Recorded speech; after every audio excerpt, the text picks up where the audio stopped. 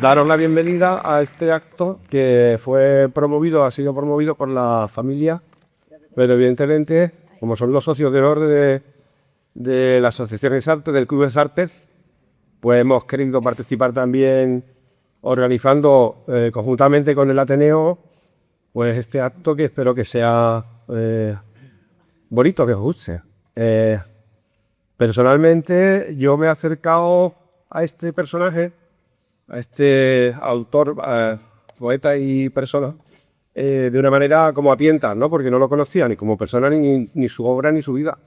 Pero me he quedado sorprendido de la grandeza y del talento y de la calidad de su obra. Me recuerda, me retrotrae a la poesía clásica española.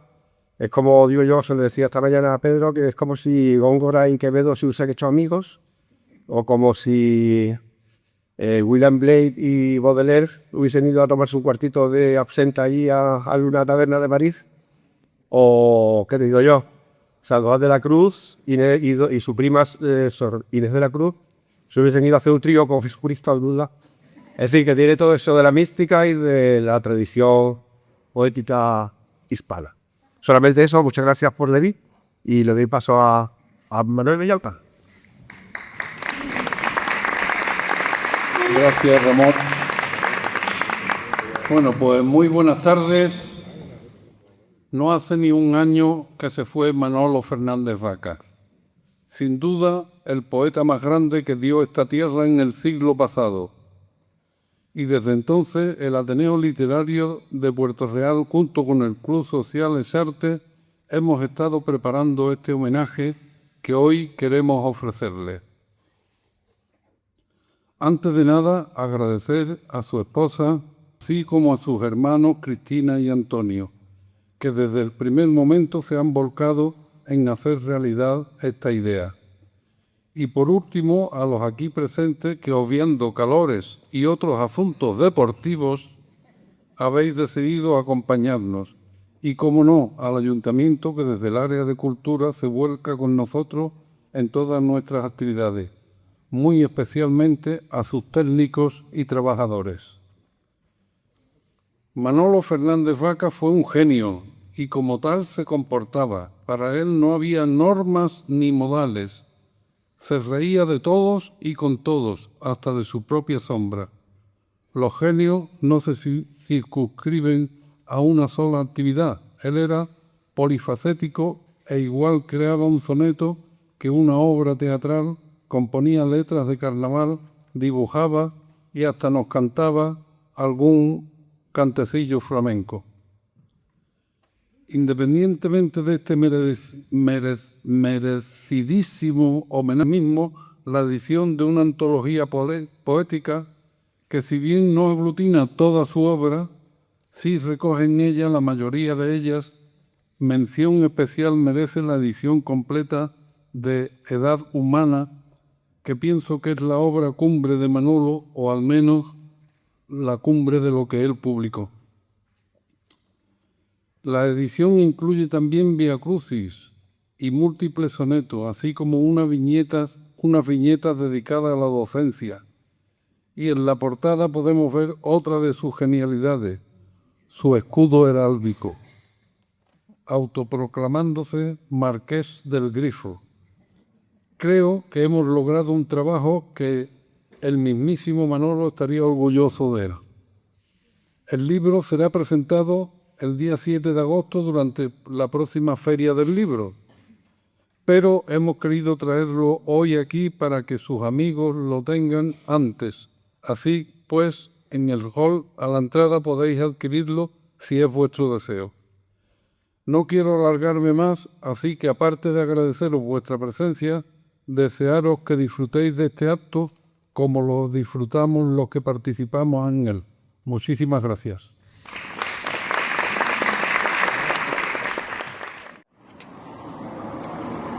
Bueno, pues aquí vamos a empezar a contar unas cuantas anécdotas de papá, pero intentando que sean un poquito enfocadas en el tema de la poesía, ya que es lo que se le está homenajeando esta tarde. Y lo que sí, no es que en casa fuese todo poesía, pero sí que él le daba como su toque poético, o por lo menos lo rimaba todo lo que sacaba en casa, cualquier cosa. Yo recuerdo desde chica, que muy pequeña, incluso antes de ir al colegio, que me convenció de que yo me llamaba Cristina Fernández Sala, unas veces buena y otras veces mala. Y yo lo tenía tan interiorizado que cuando yo llegué al colegio por primera vez, ni me preguntaron mi nombre, lo solté así tan tranquila. Éramos carne de bullying. Teníamos otras papeletas. Para hacer carne de bullying en el colegio. Yo la verdad que es un poco raro aquí porque él siempre ha sido de decir no dejes esto para la mortaja y él no esperéis hablar bien de mí en el bar del tanatorio. Pero bueno, así sí, que... Los homenajes póstumos era como que no le terminaban a él. Nada, yo lo que tengo que recordar con él, más que de poesía, que no estaba yo muy ligado a la poesía, es un poco el carnaval, la revolución que hizo en nuestro colegio en el Reina Sofía, los disfraces originales, empezando por mí, que me disfrazó de John Bobby en 5 minutos. No sé si recordaréis a John Bobby, pero en los años 90 pues Lorena Bobby fue la que le cortó al marido el tema y bueno, a mí me cogió, me puso unas vendas, me puso un poco de rojo por aquí, una zanahoria y un cartel de Lorena me ha dejado hecho una pena. La verdad que pues, no hubo que invertir mucho en el disfraz, pero triunfó, que creo que salí incluso en el periódico de Morón. Sí, es verdad. Creo que hay documento gráfico de la noticia. Y poco más, ¿no? Y poco más, no sé, ya anécdotas hay muchas, pero nos llevaríamos aquí toda la noche. Yo también recuerdo, ya por terminar con otra, que aunque esta no la he vivido, pero siempre os contaré cuando estaba estudiando aquí en Sevilla. Creo que vivía, ¿con quién vivía? Con algún tío suyo que era policía, bueno, comisario, vivía con ¿no? Paco Rollán. Paco Rollán. Y en las estaciones de la época, pues lo cogieron a unos amigos, se lo llevaron a la comisaría y llegó como Paco Rollán, ¿no? Sí, Paco Rollán. Bueno, estaba, Paco Rollán padre, luego estaban los hijos, no sé ya quién de los hijos fue. Pues al parecer llegó a sacarlo de comisaría y estaba allí sentado en el banco con los amigos y le dijo, venga, vámonos para casa. Y dijo mi padre, yo no me voy sin mis camaradas. Y le hace... Supongo que un policía de la época habría que verlo cómo sería. No, pero es que no, militar. Le pegó 2 guantazos y se le quitaron las tonterías de manifestaciones por un tiempo. Bueno, pues ya está, ¿no? Un poco más.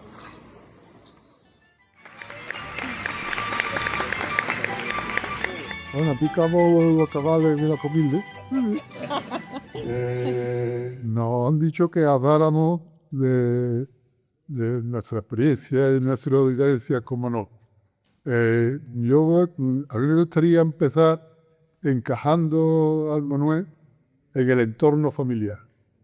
Él nació en una familia que éramos 5 hermanos y hacíamos 2 parejas de hermanos. Cristina y yo, aunque con muchas diferencias, nos parecíamos algo. El Botica y Mami también se parecían algo y el Mamé no se parecía nada a nada. Pues era una cosa totalmente distinta. Es más, nosotros teníamos un tío, Paco Ortega, que era médico militar, que era provisto muy buen médico, pero es que le daba asco los enfermos. Entonces no practicó nunca. Fue militar, yo creo que se metió a militar por eso, porque es que se decía que le daba asco. Bueno, pues cuando nació, mi mamá lo contó muchas veces. Le dice, cuando vio a mí y se repite, a este niño te va a dar muchos problemas. Y no se equivocó el bebé.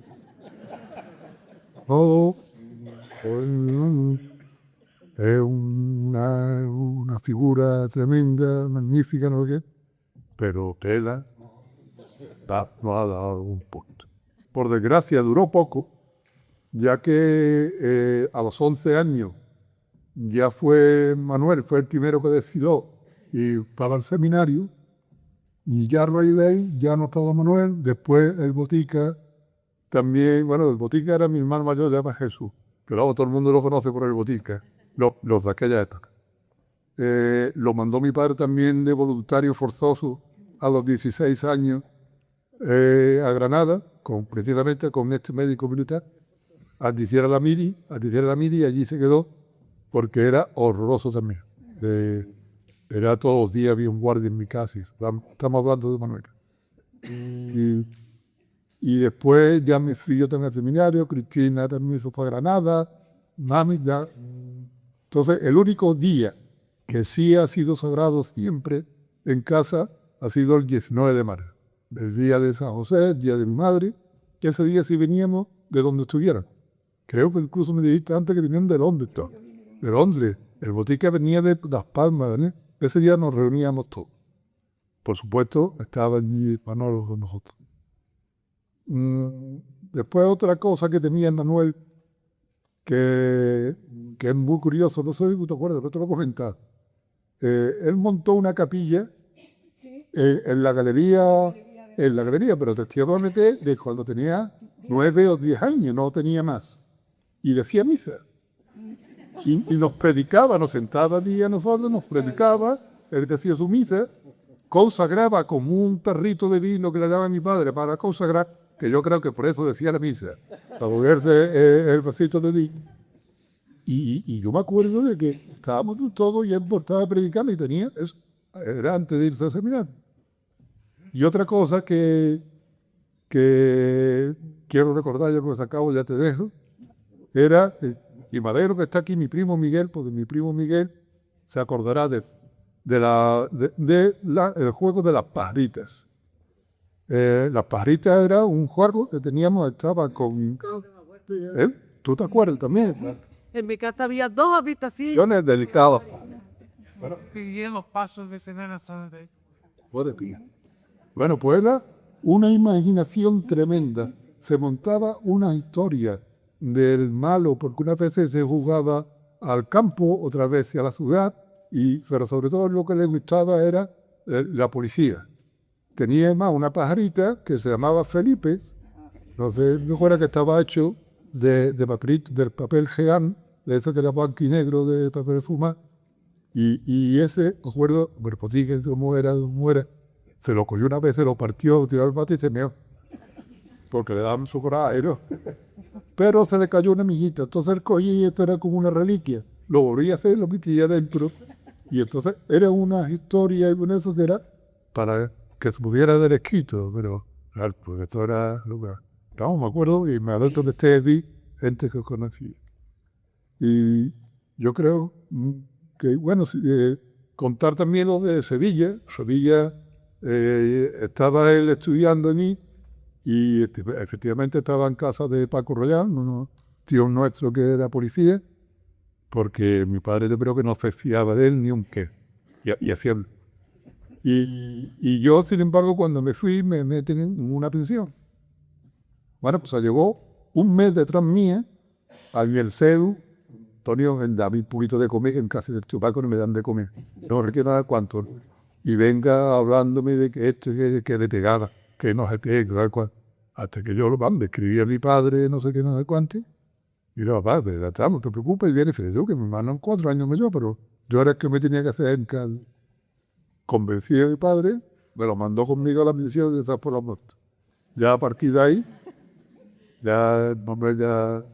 pues, a mí me dice, la verdad es que yo lo quiero mucho, pero de Sevilla me hizo pasarte. Porque yo que parezca mentira, soy responsable. Bueno, yo creo que Yo también muchísimas gracias por estar aquí, acompañarnos, a compartir este ratito para hablar de mi hermano Manolo, que yo estoy realmente emocionada porque para mí mi hermano Manolo fue muy especial. Todas esas cosas que ha dicho Antonio es verdad. Nosotros nos parecíamos físicamente, pero intelectualmente, por llamarlo de alguna manera, me parecía más en mi hermano Manolo. Y me parecía más porque para mí fue determinante el haber estudiado el bachiller con él. Yo, a él cuando lo echaron en el seminario, porque naturalmente lo echaron, pues siempre, aunque yo soy un año más pequeña, pero en el bachiller le convalidaban del seminario, le quitaban un curso, de tal manera que se igualó conmigo, ¿vale? Entonces yo tuve la suerte de estudiar quinto, sexto con mi mamá, ¿no? De compañero de clase, de amigo, de confidente. Y para mí fue determinante su influencia. A mí mi hermano Manolo me abrió los ojos, me abrió la cesera y me hizo ver, me hizo entender de política, la poesía, me enseñó el flamenco. Sabía un montón de flamenco y a mí me gustaba muchísimo el flamenco. Aquí en Puerto Real me llevaba a sitios donde se cantaba muy buen flamenco, pero las mujeres no podían entrar, y mucho menos las adolescentes como yo. El Bartriana, por ejemplo, no sé si os acordáis, veis todos más jóvenes, pero bueno, en el Bartriana se cantaba muy buen flamenco. Y en el ferrocarril, en el Porvenir también, pues a todos esos sitios él me llevaba. Y aunque yo no podía entrar, me sentaba en el escaloncito de la puerta y él estaba pendiente de mí y me explicaba qué cante estaban haciendo, qué palo era, quién era. Me acuerdo una vez que me dijo: Cristi, nos vamos a ir al cementerio porque se ha muerto el hijo de uno que canta flamenco estupendamente. Y me han dicho que cuando lo entierren, nos vamos a ir a una caseta que hay del peón del caminero y va a cantar. Vete conmigo. Y me llevó. Y efectivamente, yo no he oído nunca más en mi vida una soleá como aquella. Quiero decir con esto que mi despertar, de alguna manera, intelectual fue el que me hizo así. Y me transmitió su rebeldía, y que bien me la transmitió. Fenomenal. Me hizo ver un montón de cosas. Cómo era la sociedad tan injusta, sobre todo con las mujeres, las desigualdades, la dictadura, lo que suponía, porque claro, en aquella época nadie hablaba de política, os estoy hablando del año 61, 62, sí, 61, 62. Y menos en mi casa, que mi papá era más de derecha que las almejas, no se podía decir nada.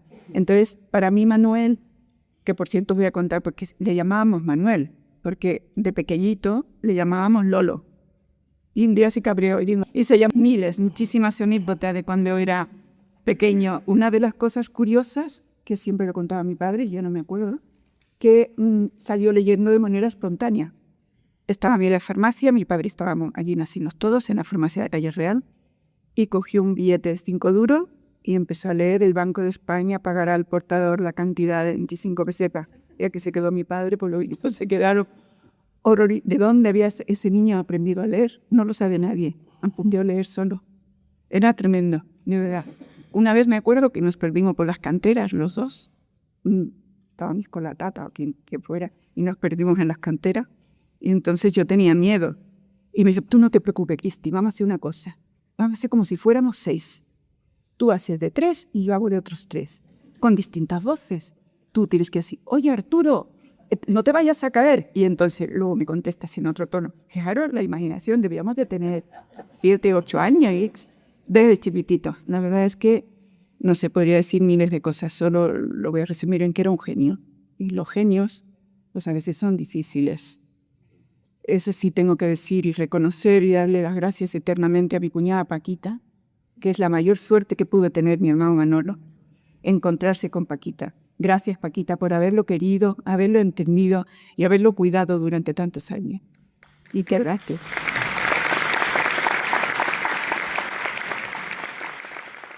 Aprovechar también para daros las gracias a todos en nombre de mi madre y de mi hermana. Yo no me voy a extender mucho porque la verdad que no lo he preparado mucho y como he dicho antes, tampoco he estado muy ligado a la poesía de mi padre, porque la verdad que ninguno de los dos tampoco hemos puesto mucho de nuestra parte en ese sentido.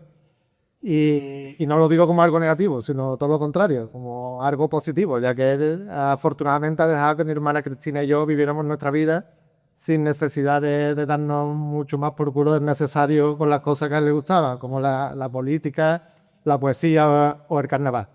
Pero bueno, como decía mi tía Cristina, sí le gustaba mucho enseñar, pero no, entre sus defectos no ha sido el ser un padre artilo. Voy a recitar uno de los sonetos por primera vez, que la verdad que me siento identificado con él, que es Ni fu, ni fa, ni fe. Nada agradezco ni reclamo nada. Contento estoy con no estar contentos. Ni del pan con que a diario me alimento, ni del estoque que mi pecho rada. Cada noticia que llega y cada cuento que a diario a quien me escucha cuento, viento vacío son, fábula al viento. Campanada tras otra campanada. ¿Cómo me las arreglo? No sé cómo. ¿Tomo el camino menos duro o tomo de alguna margarita el sí o el no? ¿Cuánto he sufrido? ¿Cuánto sufro? y cuánto sufriría si no pasara tanto de tantas cosas como paso yo.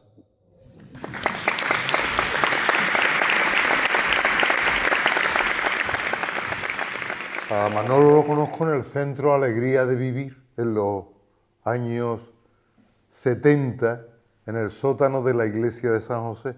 Yo conocí a Manolo antes, porque Manolo era un amigo de la familia. Entonces, Yo conocí a Manolo muy superficialmente, simplemente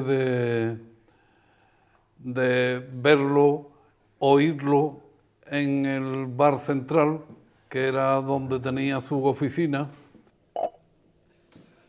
Bueno, pues nosotros, ¿no?, estábamos en el colegio de María Auxiliadora aquí de Puerto Real, éramos alumnos de Ramón y yo, me imagino, porque Chiqui no tampoco.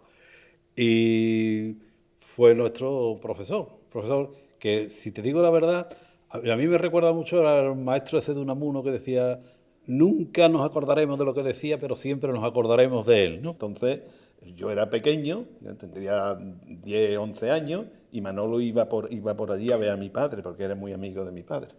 Y tengo dos anécdotas que les he estado comentando antes de sentarme aquí, que os las voy a comentar. En el Carso, por aquella época, venían estudiantes de Cádiz, muchísimos, a hacer cuarto y el quinto cuarto. Pues Manolo nos lo presentaron, se presentó allí como profesor de literatura.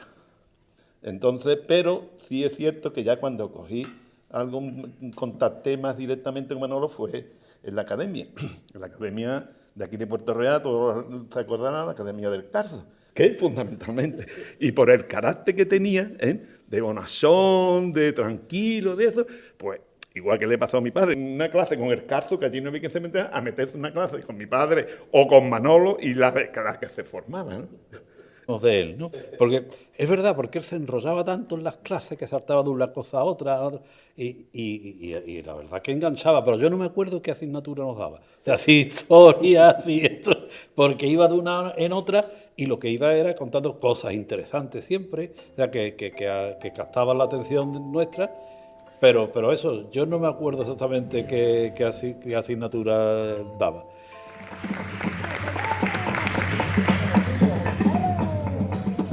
Ayer soñé que hoy será mañana, es decir, que anteayer sería hoy, y esta semana sospechando estoy que la otra fue la próxima semana. Hoy estoy viendo desde mi ventana cómo asomarme a la de frente voy, y que a lo que mi gana yo le doy, no es más que a lo que a mí me da la gana.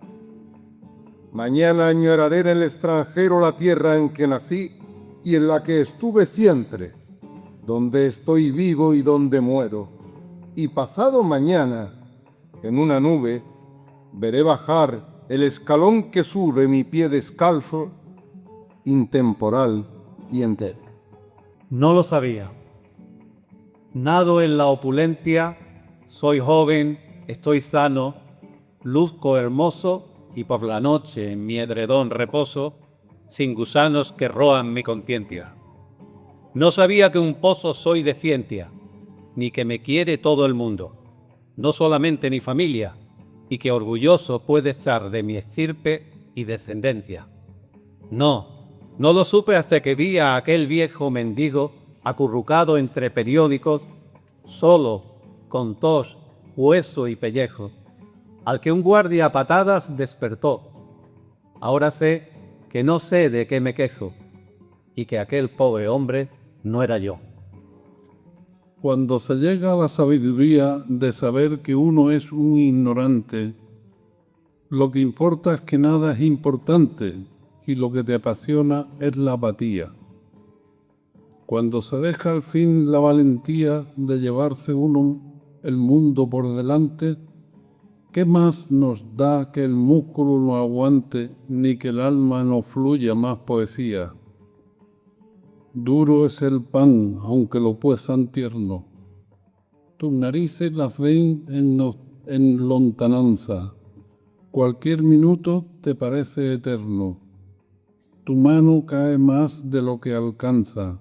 Nada se gana menos el infierno. Todo se pierde, incluso la esperanza. Una de las cosas que me acuerdo yo de esa época también es cuando íbamos a ir a los cursos de verano, no sé qué, que organizaba PEMAN, entonces, en aquella época. Y entonces alguien nombró a Éxodo que lo lleve y dice, no, los niños de Puerto Real, no, los niños de Puerto Real. Bueno, Manolo fue ante todo un rebelde. Era, si te marcaban una línea, él lo que quería era atravesarla. Y si políticamente era correcto una cosa, era suficiente para que él hiciera lo contrario. No estaba conforme con aquella época que nos tocó vivir a todos, que era el franquismo, y se manifestó a lo largo de todos sus poemas y a lo largo de todos sus modos de expresión en contra y como rebelde a ese sistema.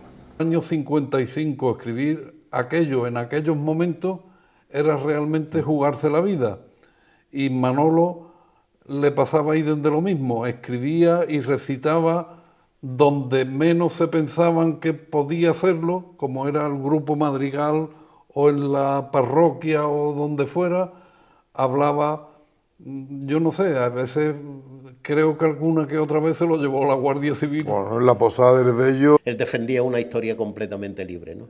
En la Posada del Bello es una de las anécdotas que efectivamente el grupo madrigal en la Posada del Bello, allí con los gitanos, pues hacen los actos de madrigal que hacían, y con poemas y demás, y Manolo se cuela con su poema.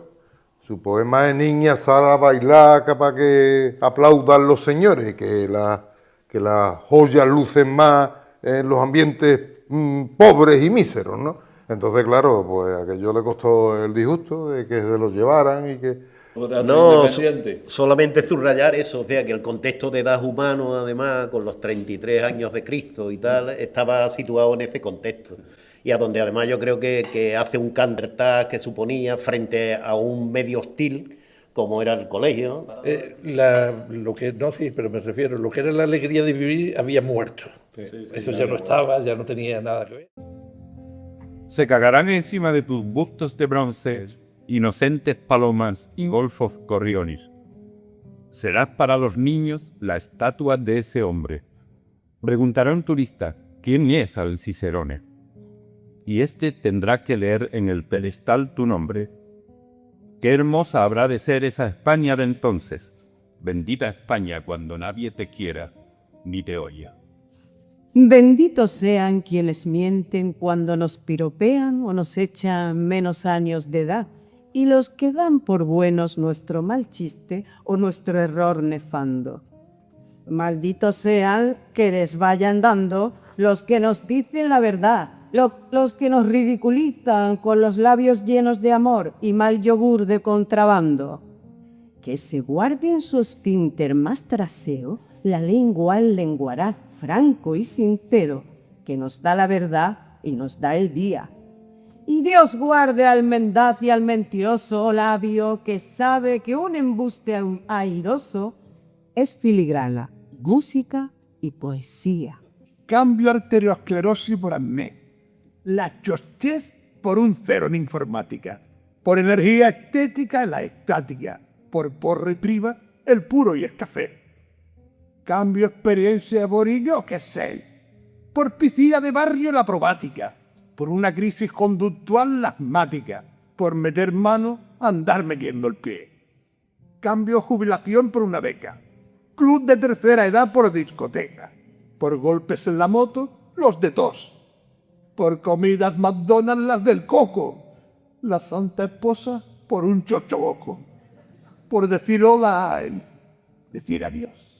Y bueno, a partir de ahí ya, pues, luego hicimos contacto a través del teatro y de todo lo demás, en un Puerto Real que no tenía mucho de atractivo, pero en un país que tenía mucho menos de atractivo y con unas ganas de cargarse el ambiente del país enorme. Y entonces, pues, todos estábamos, el teatro ya sabía para qué era, el teatro era para ir contra Franco, lo otro, el amoncigar era para ir contra Franco y hasta levantarse por la mañana era para ir contra Franco, con mucho miedo, eso sí, mucho cuidado, porque si no te la cargaban. Y Manolo pues, era un emblema de la rebeldía que había que tener en aquellos tiempos. No sé si vosotros estaréis de acuerdo con esto. Sí.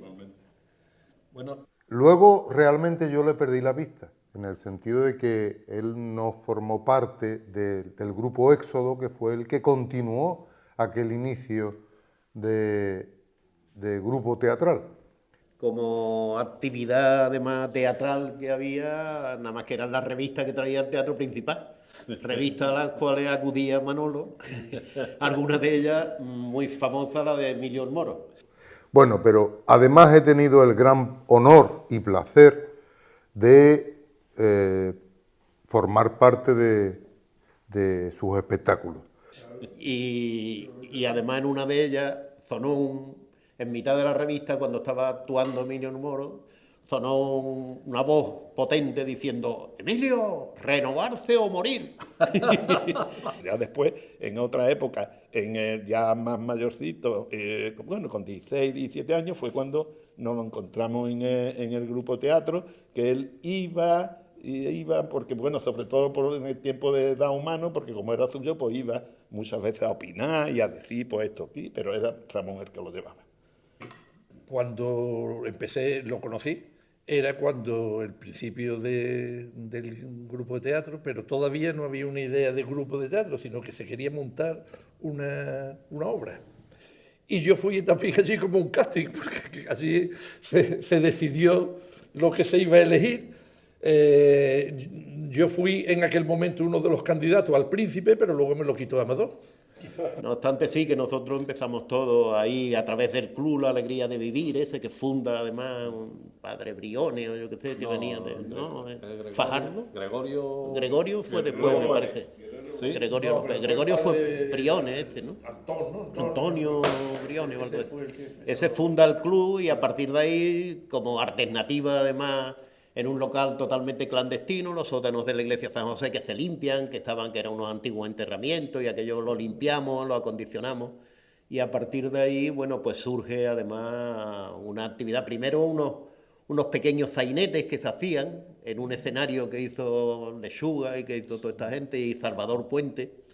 A partir de ahí, encima de un altar que había de abajo que se oficiaba para los enterramientos de los monjes que estaban. A partir de ahí es cuando se funda ya, hay unos pequeños sketches que se van haciendo, pequeños sainetes que se van haciendo como actividades para los socios y cosas de ese tipo que nos reuníamos allí a hablar de todo y a partir de ahí ya se funda pues, la balada del Príncipe Triste que dirige él y de Das Humanos, en las cuales las dos actuamos todos los que estamos aquí.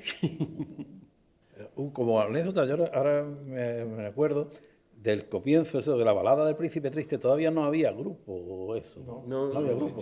Se hizo como gente que montan una obra de teatro y luego a partir de eso Ramón fue el que empezó a tomar contacto con los grupos de Cádiz, de Jerez, que con el Pepe Benítez era el de Jerez, sí. Pepe Marín. Pepe Marín. Y entonces empezaron a tomar contacto, le hablaron del movimiento de grupos de teatro independiente y por ahí fue por donde entramos. Y hablando de Manolo, que en una carta, no sé por qué, que le mandó a Ramón, sería rajando del grupo, diciendo usted han de quedarse. Él encabezaba la carta diciendo independentísimo señor. No, también recordar en justicia que había dos grupos de teatro en Puerto Real y el otro, el que llevaba Candón, también era bastante revolucionario, incluso más que nosotros. Y fui el actor de los sonetos que escribió expresamente para el Vía Crucis. Yo la recuerdo perfectamente del gobernador civil a raíz de una movida del teatro que había estado no sé dónde, no sé qué, una manifestación, no sé qué, que salió en el diario de Cádiz que había dicho el gobernador civil: a los niñatos de Puerto Real me los cargo.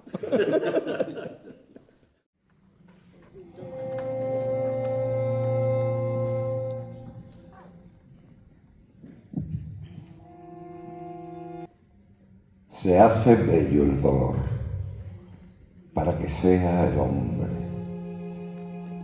Bello el silencio y la lágrima blanca en la mejilla, la flor abierta fuerza de llanto contenido y el cotidiano amor y el pan y el agua. Se hace hermosa la herida y la salvaje sangre de la amapola nueva para que sea el hombre. El mar, más rizo azul, más blanca espuma para la débil balsa del naufragio. Todo deja sentir un algo de perfume, un algo de gorjeo luminoso para que sea el hombre. Se hace música el llanto y resplandor las húmedas pupilas. Las alas rotas del ruiseñor herido se hacen hermosas para que sea el hombre. La triste nieve de los enfermos rostros se confunde en el nácar y en el albo jazmín y en la inmácula nube. La espiga, atrazada en el molino, adopta la hermosura de lo blanco para que sea el hombre. Y cada sombra extiende sobre la hierba virgen bellas manchas violetas, rastros de luz, para que el llanto sepa a dulce vino, para que sea hermoso el sufrimiento, para que sea el hombre.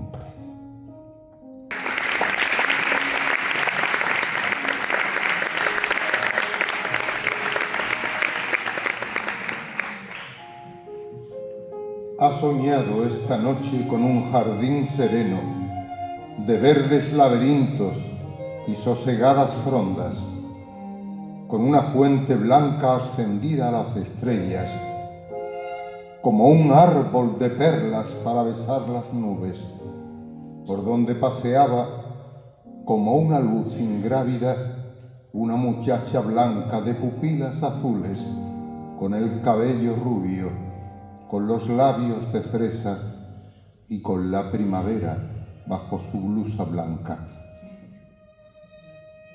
Son hermosas las calles, las aceras.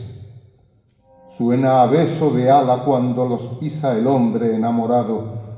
Es bello todo el aire, bello el sol traspuesto en el azul de las montañas. Hermosos los naranjos olorosos junto al bullicio de la ciudad risueña. Busca el hombre el vocablo para nombrar la luz que le rodea, la trémula canción de sus latidos, la palpitante lumbre de su pecho, su inexplicable felicidad naciente. Busca y busca.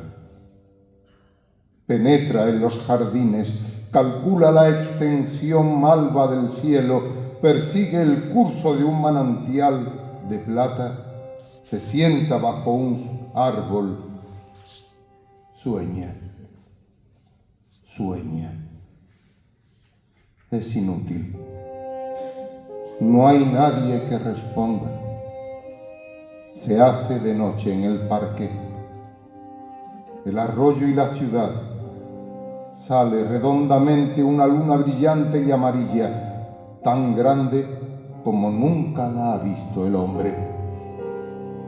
Y el hombre se levanta, mira perplejo al resplandor que cruje en sus latidos, sigue por la alameda, siguiendo y persiguiendo la respuesta exigida. Y una vez más, de nuevo el hombre llora, sopesando la soledad que da sombra a sus ojos, cuando hay más luz en su alma, cuando su sufrimiento se hace hermoso, cuando la danza se hace obligatoria para que sea el hombre.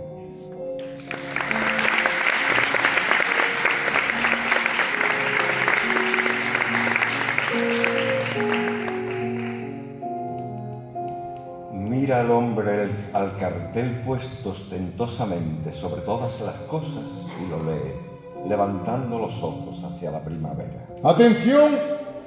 Ya llegó la primavera. La estación de las flores. Compre usted rosas en nuestra floristería. La estación en que cantan los pájaros.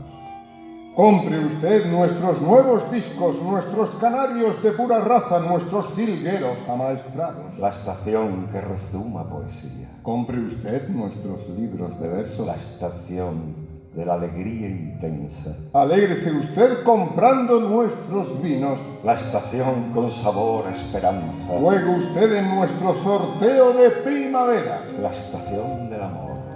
Visite usted nuestra cafetería moderna. La estación que hacia Dios alza a las almas de los hombres. Venga a nuestra ciudad en esta Semana Santa.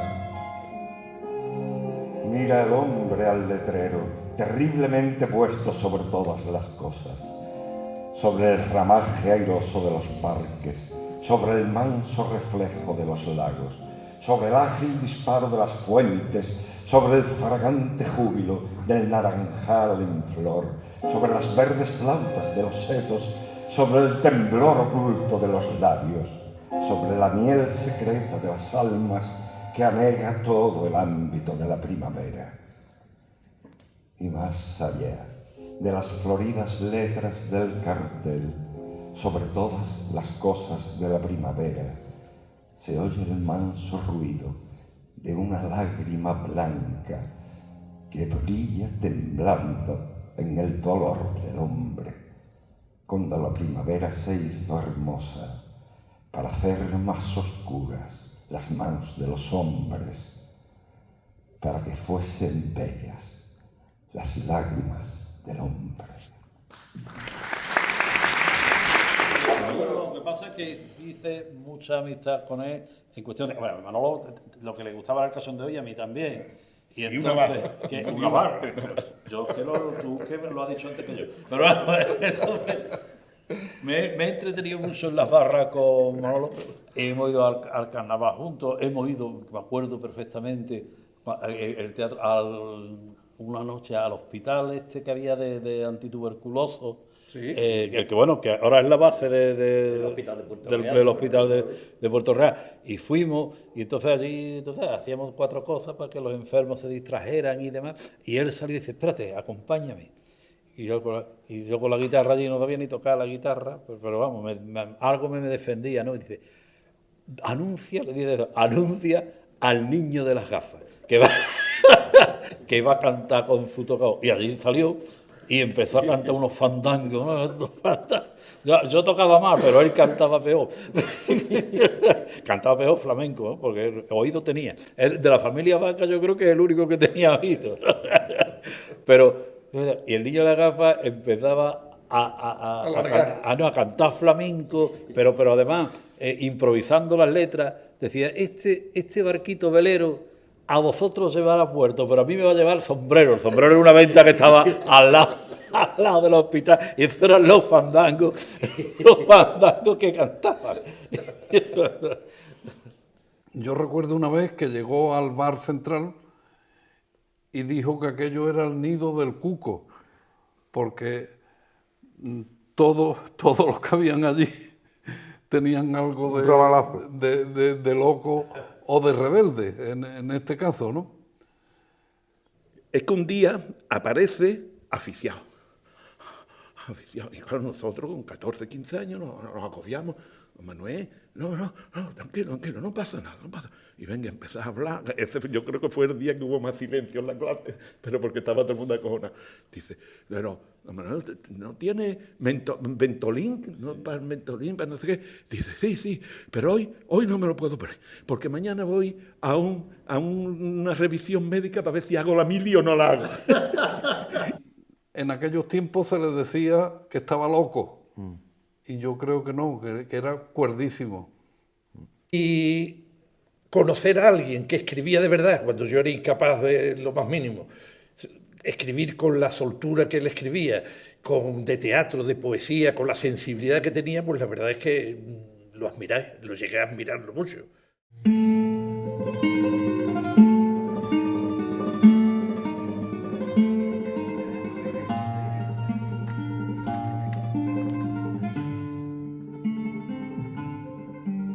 baila la jaca, zaina de rocío, y mi caballo aplaude entre corbetas. Bajo un cenit imperial de banderetas, fluye el real brollán. Ella, al dejar su jaca, admira el brío con que reduce el sol en sus anquetas. La sombra enmorenece en las casetas y se tiñe en su vaso y en el mío. La copa de rocío se hace espejo. Para el lampo de sol donde se aplata la aburelada miel de vino viejo. Y cuando el sol sobre su copa ataca, se alumbra el vino con igual reflejo que el que brilla en la grupa de su jaca. Sobre la arena, el último clavel, y en el arrastradero, el sexto toro. Carmen sale, y atrás queda el tesoro de la luz que aquilata el redondel. Ahora mira, acodada en un tonel, como el venenciador con chorros de oro, en nuestras copas clava a pasatoro, dos banderillas de sonora miel. Me alargo el catabil, y ella ropa el vaso con su mano al ver con vida al ángel rubio que el cristal encopa. Y al apurar su luz atardecida, en el fondo del ruedo de su coca, queda un sol de finales de corrida. El cielo terso en noche de aceituna y la luna amarilla sagitar.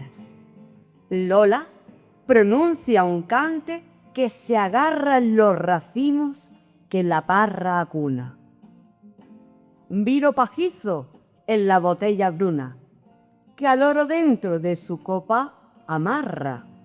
Lola canta y encima de la barra se redondea el vino de la luna. La guitarra rubrica el postrer paso y Lola queda inmóvil, como sola, con los ojos perdidos en su vaso. Y es tanto el oro que su cante inmola, que al mirarla beber, pienso que acaso sea luna el vino que se bebe Lola. Tengo que recordar que él también era seminarista, es decir, que esa influencia fue para Puerto Real notable. Dio lugar a dos grupos de teatro y a un escritor de la talla de Manolo que se expresó con bastante claridad frente a un régimen y frente a un sistema político que era claramente opresor, claro. Que un aspecto que todo el mundo, porque estamos hablando de seminaristas, de curas, de no sé cuánto, no sé qué. Decir que estábamos en el tiempo el de los curas comunistas. O sea que la Iglesia no tenía ese tinte derechoso que puede pensar que tuvo después, o que tenía una parte de la Iglesia. Concretamente aquí, ¿sabes? El obispo era Antonio Añovero, el que se hizo famoso después en el País Vasco, ¿no?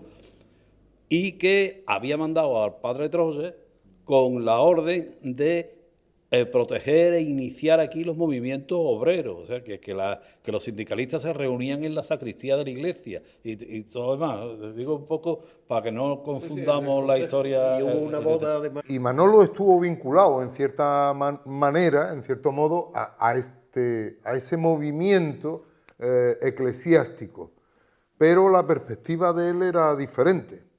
Él se nutre de esos conceptos religiosos que además estaban entonces en boga en nuestra sociedad, porque la Iglesia formaba una gran parte de todo el sistema político y social de aquel tiempo, y Manolo se nutre de eso, pero lo utiliza defendiendo algo. Yo creo que la idea del hombre nuevo es una de las claves fundamentales para entenderlo. Y eso está en ese contexto de religión libre, de la figura de Cristo como hombre y no como Dios. Todos estos elementos pululan en un Puerto Real que en aquel entonces movía esto. Y en un contexto también de la iglesia San José, en la cripta, donde bueno, vienen grupos a representar, grupos en aquel entonces muy perseguidos, se representan los palos del teatro del Lebrijano, se representan... ¿Quién era el de...? Quimera, ese es Sánchez Caza, Quimera, viene también Valle Inclán, o sea, vienen una serie de gente que se movían por ahí. Y de ahí, bueno, pues hay mucha anécdota. Así el Vía Crucis, pues es una proclama en contra de un sistema clarísimamente determinado, un sistema jerárquico cuando él, sin embargo, admira por decirlo así, a la imagen de Cristo, como un ser humano, como un hombre, no como un Dios. Yo creo que esa esencia es importante entenderla en él. El juez, mármol y seda, en la voluta de su columna y su tono, falla lo que el cacique dicta, y la canalla refrenda a golpes de gargantas brutas. El reo, coronado de cicutas, mira al jurado, mira al juez, interrogante.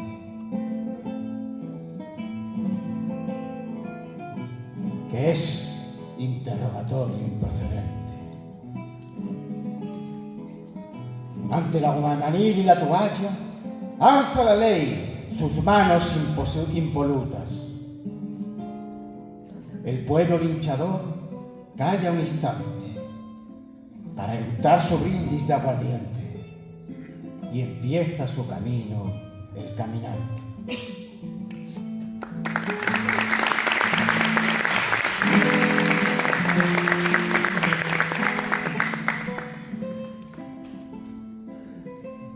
La cruz, la cámara de gas, la silla eléctrica, el garrote vil, qué arte tiene la vida para inocularte una muerte costilla entre costilla.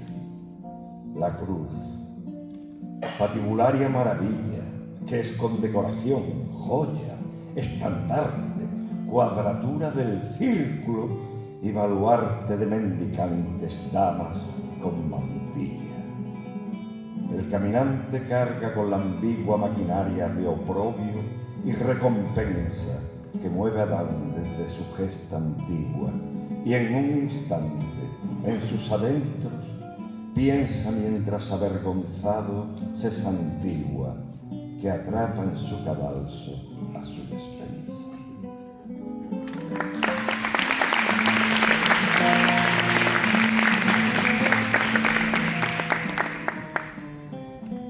Hundido en tierra, en posición fetal, el caído levanta la sumisa cabeza al torbellino que se eriza jadeante en sus ojos de animal abatido.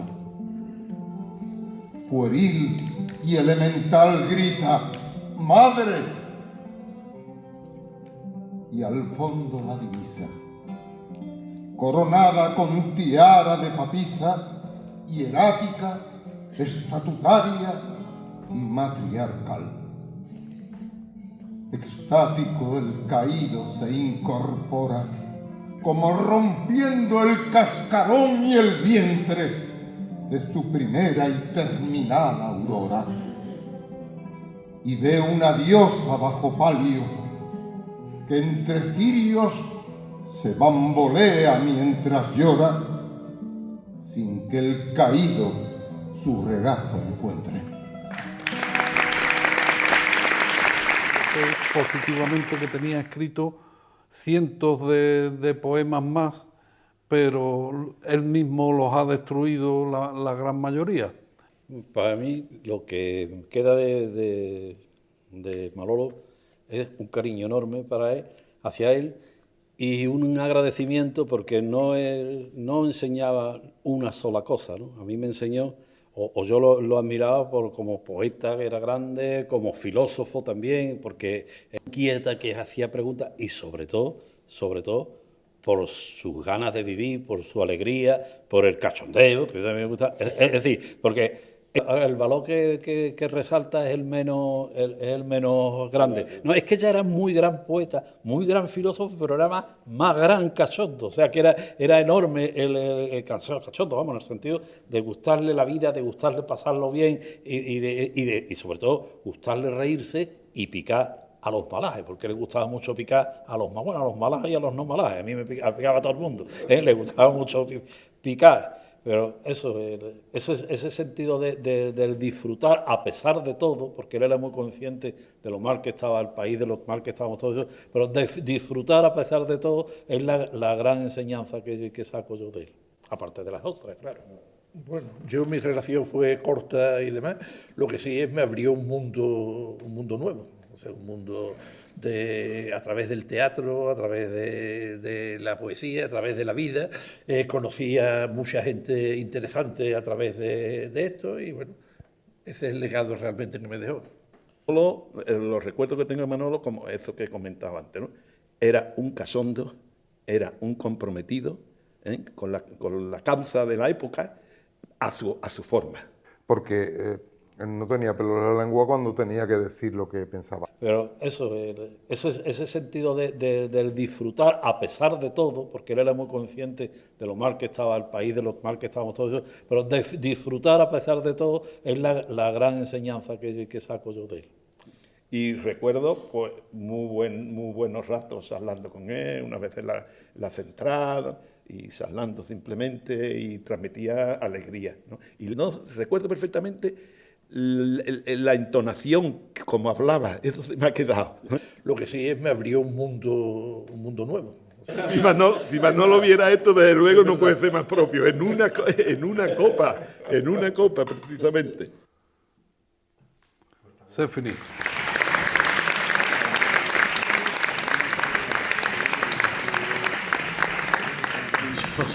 ¿No? Pero también hemos dicho que el teatro empezamos y hicimos un montaje de esa obra sobre los poemas, dramatizándolos como se pudo y demás. Y en ese montaje pues había canciones. Muchos de los poemas me dejó que las hiciera canciones, además no se metió conmigo para nada. Y tú haz lo que te da gana, no te debes. Y eso es lo que vamos a hacer. He aprovechado que en el Club de Sarte había un coro, digo, bueno, pues vamos a cantar 3 canciones nada más, pues no da tiempo más, 3 canciones de Dado Humano. La primera es la introducción, la ha recitado Juan hace poco ahora, pero nosotros la hemos... se hace bello el dolor, es el leitmotiv del libro, ¿no? Se hace bello el dolor para que sea el hombre.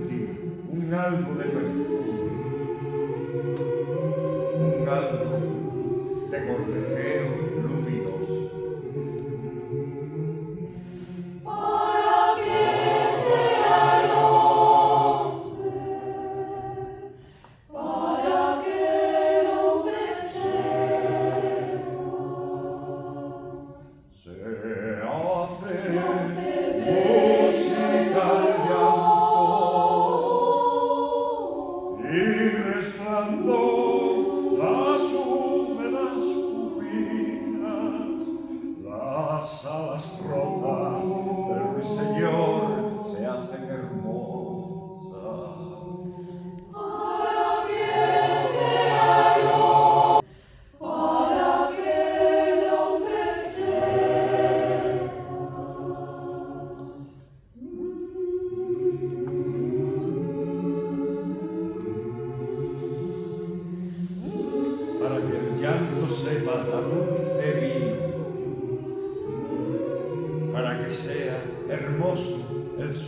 bien. Para que sea el hombre,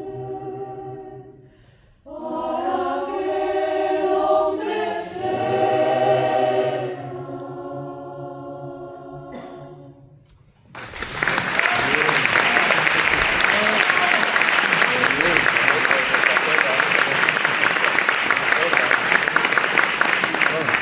Los actores de entonces han reconocido la canción.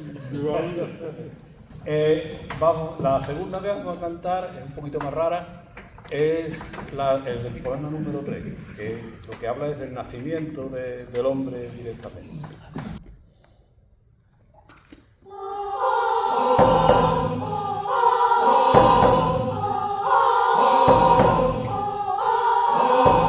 Un día llega el sol a la oscura dimensión, donde el hombre hizo su entrada, sin saber si su noche era la nada. Fuera Dios dando sombra con su altura. Oh Dios, oh Dios. Luego sus pies exploran la insegura vereda de una fría madrugada que le pone rocío en la mirada ya desde lo inicial de su estatura.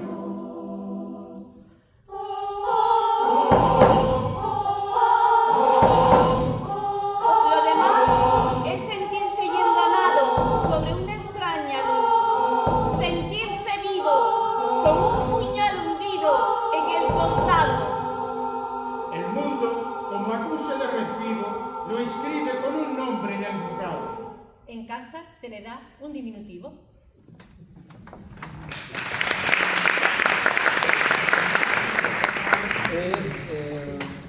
El descubrimiento del amor o el primer amor, en un poema que plantea al hombre en el patio del instituto, y escribiendo versos y demás, y eso lo planteamos como gente, chavales en el instituto, y había uno con una guitarra que cantaba una samba argentina que decía esto, más o menos. Vamos a terminar con eso. Rumba, rumba con la nieve, sobre el patio de la escuela, cruzan el aire los campos, se una canción, una mañana que sale, al algo interrumpido, ojos que dejan el sueño, cuando es más dulce y querido, era el particular o el expreso, corazones de bonitos, dos corazones cosidos, habladores, que abren la lección enorme a una preciosa letra, las iniciales de una vida, los recuadros del beso, paso viento hasta la cumbre, en el aroma de una brisa, del profesor de letras en la sombra del cortejo, y le arrebata el poema para el alma bandera, con dos rosas en la cara, se disfrazó su tormento, y en una lágrima blanca se hace hermoso el sufrimiento. Cumplí 60. Dadme un ramillete frondoso con 60 flores rojas, a cuenta de las que entre verdes hojas me traigáis cuando váyame al garete. Cantad por bulería, no un motete gregoriano de lúgubres congojas, sino un tanguillo con las paradojas del viejo que jugaba Mozarbete. Disculpadme e indultadme de mis yerros, buenos son en el fondo los más perros, pero aquí, no en mi lecho mortuorio.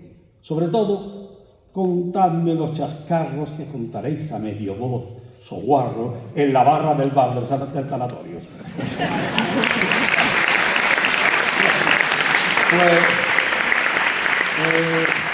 Ya hemos visto, él quería bulería, yo creo que de fondo hemos tenido bulería, si no ahora fuera cantamos más. él quería ya los chascarrillos, vamos, que los chascarros me cuesta mucho trabajo. Y quería un tanguillo. Él también escribía para carnaval, ya se ha dicho, y escribió un tanguillo para el coro de Puerto Real. Me ha costado mucho trabajo coger uno, pero al menos la letra está, así que la vemos, ¿no?